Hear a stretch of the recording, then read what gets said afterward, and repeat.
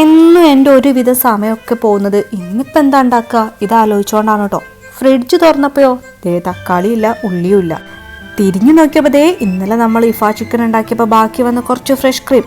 എന്നാൽ ഇത് വെച്ച് ഒരു അടിപൊളി അഫ്ഗാനി ചിക്കൻ കറി അങ്ങ് ഉണ്ടാക്കാല്ലേ. ഇതാകുമ്പോൾ തക്കാളിയും വേണ്ട ഉള്ളിയും വേണ്ട. അതിനായിട്ട് മിക്സിയുടെ ജാറിലോട്ട് കുറച്ച് കട്ടത്തൈരും കുതിർത്ത് വെച്ച് അണ്ടിപ്പരിപ്പും കൂടെ ചേർത്ത് നല്ലപോലെ അരച്ചെടുത്ത് ഇതുപോലെ ഒരു ബൗളിലോട്ട് ഒഴിച്ചു കൊടുക്കാം. ഇനി ഇതിലോട്ട് എരിവിന് ആവശ്യമായിട്ടുള്ള കുറച്ച് പെപ്പർ പൗഡറും ഗരം മസാല പൗഡറും പിന്നെ നമ്മുടെ ഉലുവയുടെ ഇലയും കൂടെ ആഡ് ചെയ്ത് കൊടുക്കാം. നമ്മുടെ ഈ ഒരു അഫ്ഗാനി ചിക്കൻ കറിക്ക് എല്ലാ ടേസ്റ്റും തരുന്നത് ഈ ഉലുവയുടെ ഒരു ഇലയാണ് കേട്ടോ. ഇത് ഒഴിവാക്കാനായിട്ട് പറ്റില്ല, നിർബന്ധമായിട്ട് ആഡ് ചെയ്യണം. ആവശ്യത്തിനുള്ള ഉപ്പ് ഇട്ട് കുറച്ച് വെളുത്തുള്ളി ഇഞ്ചി ചതച്ചതും കൂടെ ഇട്ട് നല്ലപോലെ മിക്സ് ചെയ്ത് നമ്മുടെ ചിക്കൻ ഇതിലോട്ട് ആഡ് ചെയ്ത് കൊടുക്കാം.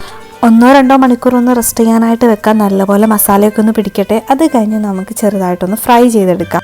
ഞാനിവിടെ ബട്ടറാണ് യൂസ് ആക്കിയിട്ടുള്ളത്. നോർമൽ സൺഫ്ലവർ ഓയിലും മതി. അത് കഴിഞ്ഞ് ഒന്ന് മൂടി വെച്ച് കുക്ക് ചെയ്തെടുക്കാം. അതാകുമ്പോൾ ചിക്കനിന് ഇതുപോലെ വെള്ളമൊക്കെ ഇറങ്ങി വരും.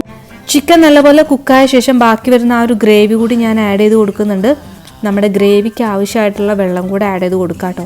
അവസാനമായിട്ട് നമ്മുടെ ഫ്രഷ് ക്രീം അതും കൂടെ ആഡ് ചെയ്ത് നല്ലപോലെ മിക്സ് ചെയ്തെടുക്കാം. ആവശ്യത്തിനുള്ള വെള്ളം ഒഴിച്ചോളൂ കേട്ടോ, എന്തായാലും സംഭവം ഒന്ന് കുറുകി വരും. അവസാനം കുറച്ച് മല്ലിയില കൂടി ഇട്ട് കൊടുക്കാം. നമ്മുടെ ടേസ്റ്റി ആയിട്ടുള്ള അഫ്ഗാനി ചിക്കൻ കറി ഇവിടെ റെഡി ആയിട്ടുണ്ട്.